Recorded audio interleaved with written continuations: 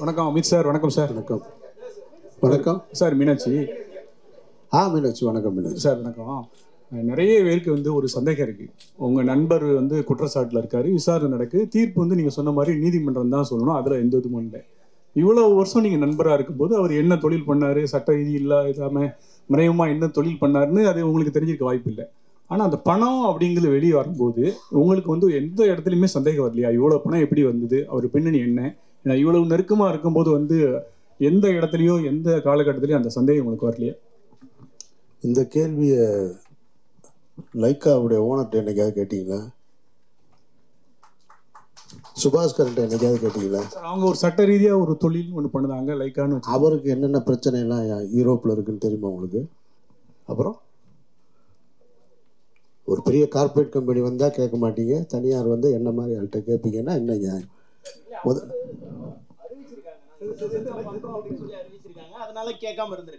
Sir, அவரும் அங்கே அவர் மேலே ஒரு குற்றப்பதிவு இருக்கா இல்லையா? லண்டனில் இருக்கா இல்லையா? இருக்கு. யாராவது கேட்டாங்களா? ரஜினி சார் கேட்டாரா? விஜய் சார் கேட்டாரா? அப்போ என்னையே கேட்குறீங்க? தம்பி, எல்லாரும் எப்படியாவது யானை எப்படி இருக்குன்னு சொல்லணும்னு ட்ரை பண்ணுறோம். கரெக்டாக? நீங்கள் தடை பார்க்குற தும்பிக்க, நான் தடை பார்க்குற காலு, அவர் தடை பார்க்குறது வயிறு, எல்லாரும் கண்ணும் கட்டப்பட்டிருக்கு, தெரியாது. இப்போ அவர் சொன்னது போல் அவசரமாக தீர்ப்பு எழுதாதீங்கன்னு ஊடகத்துக்கு சொன்னார்ல, அந்த மாதிரி விசாரணை நீங்கள் நடத்தாதீங்க. நான் ஒரு நிமிஷம் இருங்க, பதறாங்க, முதல்ல பதறாங்க. இருங்க சார், பதறாங்க சார், ஒரு நிமிஷம் கேளுங்களேன்.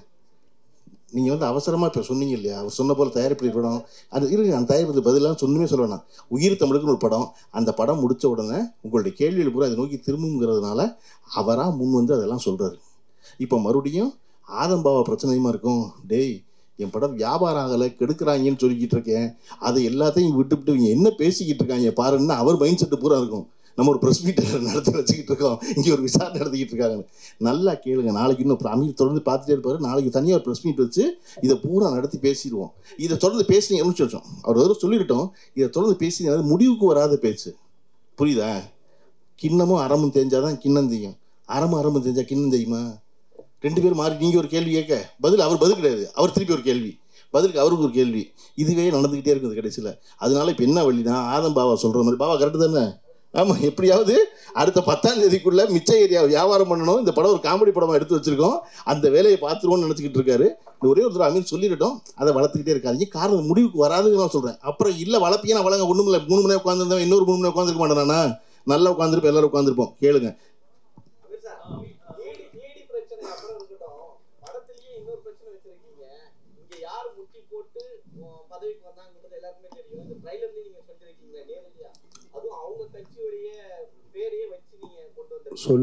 சொல்ல வச்சாங்க, அதுக்கு அவர் தான் பதில் சொல்லுவார்.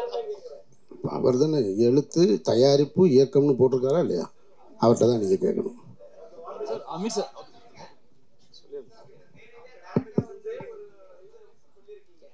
காலில் விழுகாத அரசியல்வாதி யாராக இருந்தால் சொல்லுங்களேன். நீங்கள் பகுத்த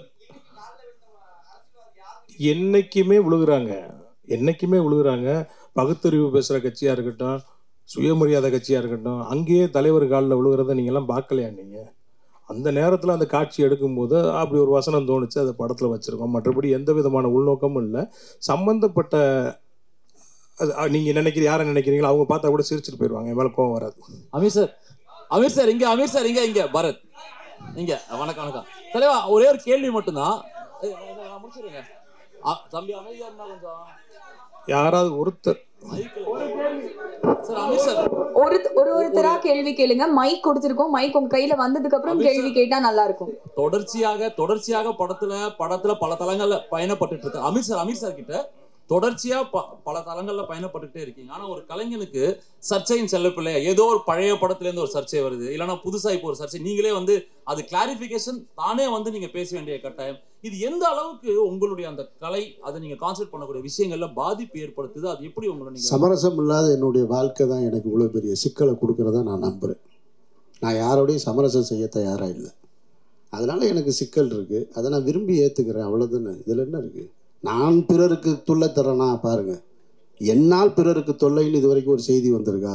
இத்தனை ஆண்டு காலம் அந்த சினிமாவில் எனக்கு தொல்லை வந்திருக்கு. அதை நான் விரும்பி ஏற்றுக்கிறேன், சந்தோஷமாக ஏற்றுக்கிறேன். இருக்கிற காலகட்டத்தை சந்தோஷமாக கடத்திட்டு போகிறேன், அவ்வளோதான். இல்லையே வழக்கு இன்னும் குற்றப்பத்திரிக்கை. நன்றி நன்றி நன்றி நன்றி. அண்ணே முடிச்சிடட்டும்ண்ணே, அண்ணே முடிச்சிடட்டும்ண்ணே. ஆ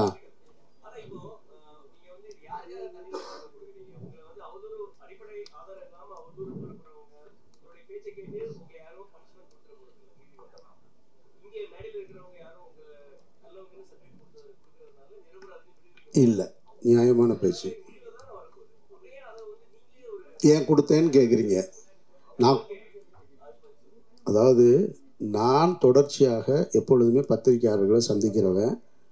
இந்த வழக்கு குறித்து எங்கிட்ட இந்த சர்ச்சை தொடங்கின உடனே எங்கிட்ட தொடர்பு கொண்டு ஒரு பேட்டி வேணும், இது குறித்து கேட்கணும்னு கேட்கும்போது நான் சொன்னேன், இந்த மாதிரி விசாரணை சம்மன் வந்திருக்கும் பொழுது என்னை தொடர்பு கொண்டாங்க. அப்போ நான் சொன்னேன், நான் விசாரணையை முடிச்சுட்டு வந்து ஒரு 3-4 நாளில் சந்திக்கிறேன்னு சொன்னேன். ஆனால் சந்திக்கக்கூடிய சூழல் ஏற்படலை. அடுத்து விசாரணைன்னு வந்துக்கிட்டே இருந்தது. கிட்டத்தட்ட 70 நாட்களுக்கு பிறகு இன்றைக்கி தான் முதல் முறையாக பத்திரிகையாளர்களை சந்திக்கிறேன். அதனால நான் அதை சொல்ல வேண்டியது. நான் நீங்கள் ஏன் தன்னிலை விளக்கம் கொடுத்தீங்கன்னு கேட்குறீங்க. கொடுத்ததுக்கப்புறமும் 4 கேள்வி மிச்சம் இருக்கு பாருங்க. டைரக்டர் சார்,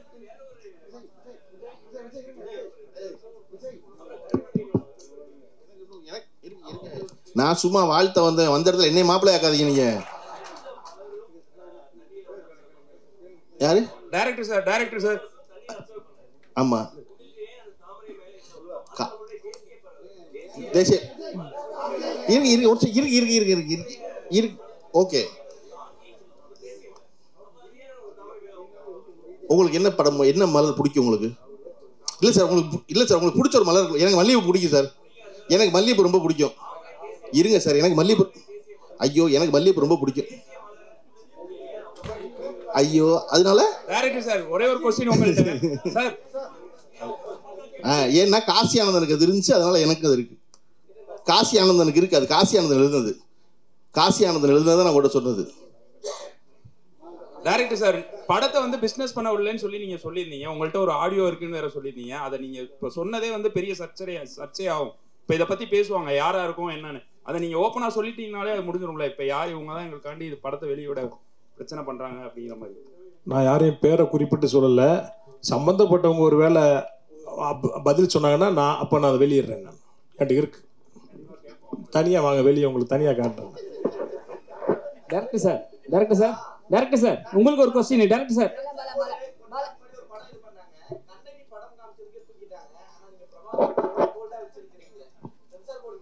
இல்லை கேட்டிருக்காங்களே, ஒரு இடத்துல கட் பண்ணியிருக்காங்களே. சென்சார் போர்டு வந்து அந்த பாடல் காட்சியில் அந்த சீருடையோடு இருக்கிற மாவீரன் பிரபாகரன் அவர்களுடைய புகைப்படத்தை சென்சார் பண்ணியிருக்காங்கல்ல. இது வெளியில் இருக்குது, படத்தில் கட் பண்ணியிருக்காங்க. சார், தமிழ்நாட்டில் அத்தனை அரசியல்வாதிகள் இருக்காங்க. உங்களுக்கு தான் இங்கே அரசியல்வாதி இருக்காங்க. ஏடிஎம்கே சைடில் வந்து 2 பேர் போட்டீங்க. அண்ணா இருக்காரு, பேரறிஞர் காமராஜர் இருக்காங்க, சரிங்களா? சாரி, காமராஜர்லாம் இருக்காங்க. அவர்களெலாம் விட்டு பிரபாகரன் ஃபோட்டோ போட காரணம் என்ன? ஏன்னா கட் அவுட்டு, ஏன்னா அவர் ஃபோட்டோ போட்டாவே யூடியூப்பில் மறைக்கிறாங்க, எல்லா சேனல்ஸ்லையும் வந்து கட் பண்ணுறாங்க, எல்லா பிரச்சனையும் வருது. தெரிஞ்சு நீங்கள் போட்டிங்களா? என்ன காரணமாக இருக்கும்? அண்ணா காமராஜரை ஏன் போடலன்னா அப்போ நம்ம பிறக்கவே இல்லை. அதனால நமக்கு தெரிஞ்ச தலைவர் இவங்க, அதை நம்ம போட்டிருக்கோம். ஐயா பிரபாகரனை போட்டது 1000 கைகள் மறைத்து நின்றாலும் ஆதவன் மறைவதில்லைங்கிற மாதிரி அவரோட புகழை யாராலையும் எந்த காலத்திலையும் மறைக்க முடியாது. அப்படி ஒரு வேளை இப்போ ஐயா பிரபாகரனை வந்து இருக்காருங்கிறதுனால நாங்கள் போட மாட்டோம்னா பரவாயில்ல. தனித்தனியாக தானே இருக்காங்க, பக்கத்தில் இருந்தாலும் தனித்தனியாக தானே இருக்காங்க. அமீரண்ணே உங்களுக்குண்ணே, அமீரண்ணே இது வந்து படத்தை தாண்டி தான். ஆனால் இது வந்து உங்களுக்கு கேட்ட ஒரு கொஸ்டின். உங்களுக்கு நிறைய விமர்சனம் பண்ண ஒரு விஷயம். ஒருத்தர் காலையில் இது ஆகிட்டாரு, ஆக்சிடென்ட் ஆகிடுச்சு. அதை நீங்கள் எப்படி பார்க்குறீங்க? நான் இறைவன் மிகப்பெரியவன்னு பார்க்குறேன். நான் வேற எப்படி பார்க்க முடியும்? இதில் ரொம்ப முக்கியமானது என்னன்னா, இந்த இறைவன் மிகப்பெரியவன்ற வார்த்தை வந்து ஜான் விடுங்க ஜான், ஒன்றும் அப்படி ஒன்றும் இல்லை. அவர் ஒன்றும் என்ன ஈடியில் விசாரிச்சதை விட அவர் கேட்டுற போறாருங்க, என்சிபியில் கேட்டதை விட அவர் கேட்டுற போறாரு. நான் முடிச்சுக்கிறேன். உங்களுக்கு ரொம்ப ஃபேவரபிளா தான் நான் பேசுறேன். எனக்கு தெரியும், நான் பேசுறது ரொம்ப கரெக்டா பேசுறேன். யாரோ ஒரு நிமிஷம் என்னை பேச விடுங்க. சொல்லுங்க, நான் சொல்றதை கேளுங்க. நீங்க என்னை கஷ்டப்படுத்துற கேள்வி கேட்டா கூட ஒரு நாளும் பத்திரிகையாளர்கிட்ட நான் கோவப்பட்டதில்லை. கோவப்பட்டிருக்கேன்னா ஒரு நிகழ்வு காட்ட முடியும். நம்ம படத்தை பத்தி ஒன்று கேட்குறேன் இருங்க, நான் முடிச்சிடுறேன். அந்த அவர் சொன்னார் இல்லையா, நான் இறைவன் மிகப்பெரியவன் சொல்லி எனக்கு இறை நம்பிக்கை இருக்கு. நான் சொல்றேன், அவர் பெரியாரிஸ்ட், அவர் சொல்றாரு இறைவன் என்பது பொது சொல் தானே. உங்களுக்கு இறைவன், எனக்கு இறைவன், யாருக்கான கடவுள் நம்பிக்கை இருக்கவனுக்கு இறைவன் மிகப்பெரியவன். நான் ஒன்றும் அதை அரபு சொல்லல, சொல்லவும் இல்லை.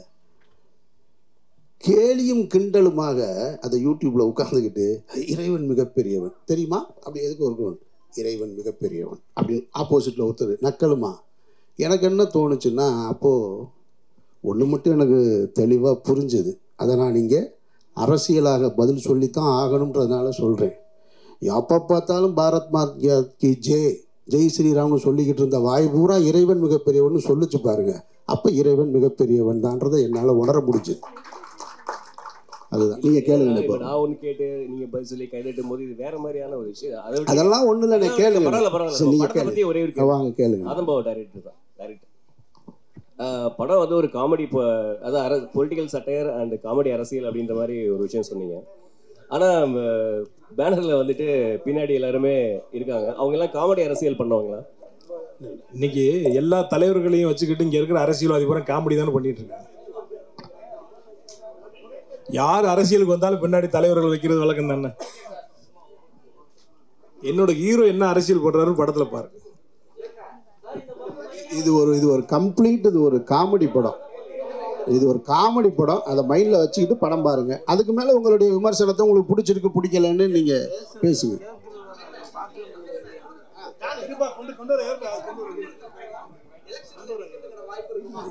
அப்படிலாம் எந்த திட்டமும் இல்லை எனக்கு.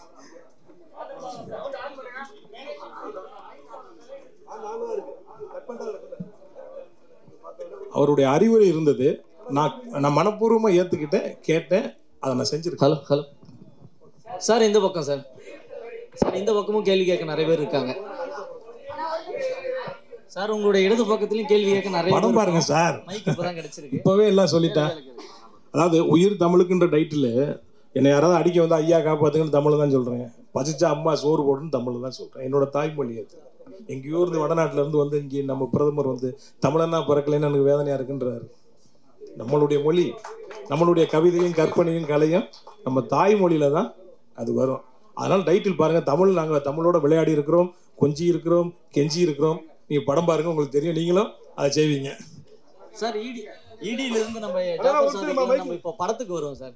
இப்போ இந்த படத்தில் வந்து இந்த டேபிள் கடியில்ன்ற வசனம் வந்து யூடியூப்பில் பார்க்கும்போது அது மியூட் பண்ணலை. ஆனால் இப்போ நீங்கள் ட்ரைலர் போட்டு காட்டும் போது அந்த வசனம் வந்து மியூட் பண்ணப்பட்டிருக்கு. ஆனால் காலில் விழாத அரசியல்வாதிகள் இல்லை அப்படிங்கிறீங்க. குறிப்பிட்டு அந்த டேபிளுங்கிற அந்த வசனம் வந்தது, ஏன் மியூட் பண்ணீங்க? சென்சாரில் அதை யாரையும் மென்ஷன் பண்ணதுன்னு அவங்க நினைக்கிறாங்க, அதனால நீக்கிட்டாங்க. சென்சார் போர்டு எதுக்கு இருக்குன்னே தெரியல. நீங்கள் பாருங்களேன், வெள்ளை கொக்குகளா எங்கள் காட்டை விட்டு போங்க வெள்ளை கொக்குகளான்னு சுதந்திரத்துக்கு முன்னாடி பாடினாங்க. அன்னைக்கு சென்சார் இருந்துச்சு. இன்னைக்கு நம்ம ஹீரோ பார்த்தீங்கன்னா 40 வெள்ளைக்காரனோட பாட்டு பாடிக்கிட்டு இருக்கான், நின்று டான்ஸ் ஆடிக்கிட்டு இருக்கான். இன்னைக்கு எதுக்கு இந்த சென்சாரு? அவங்களுக்கு ஒரு அஜெண்டா இருக்கு, அவங்க செய்கிறாங்க, அவ்வளோதான். யூடியூப்ல அது இல்லாதனால அது இருக்கு. நிறைய அரசியல் இருக்கு. அரசியல் படம் அடுத்தடுத்து இந்த படம் வெற்றி அடைஞ்சா நிறைய ஸ்ட்ராங்கான படமே எடுப்போம். அதில் பாருங்க. நன்றி. விழாவை சிறப்பித்த சிறப்பு விருந்தினர்களுக்கு மீண்டும் ஒரு முறை நன்றியை தெரிவிச்சுக்கிறோம். பிரசன்ட் மீடியா உங்க எல்லாருக்கும் ஸ்பெஷல் தேங்க்ஸ். வந்திருந்த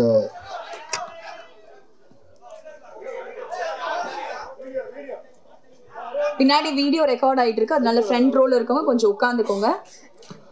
வந்திருந்த அனைத்து ஊடகத்துறை சகோதரர்களுக்கும் நண்பர்களுக்கும் எங்கள் திரைப்பட குழுவின் சார்பாக எங்களுடைய நெஞ்சார்ந்த நன்றிகளை தெரிவித்துக் கொள்கிறோம்.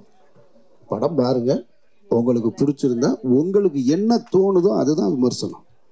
உங்களுக்கு நல்லா இருக்குன்னா நல்லா இருக்கு, நல்லா இல்லைன்னா நல்லா இல்லை, அவ்வளோதான்.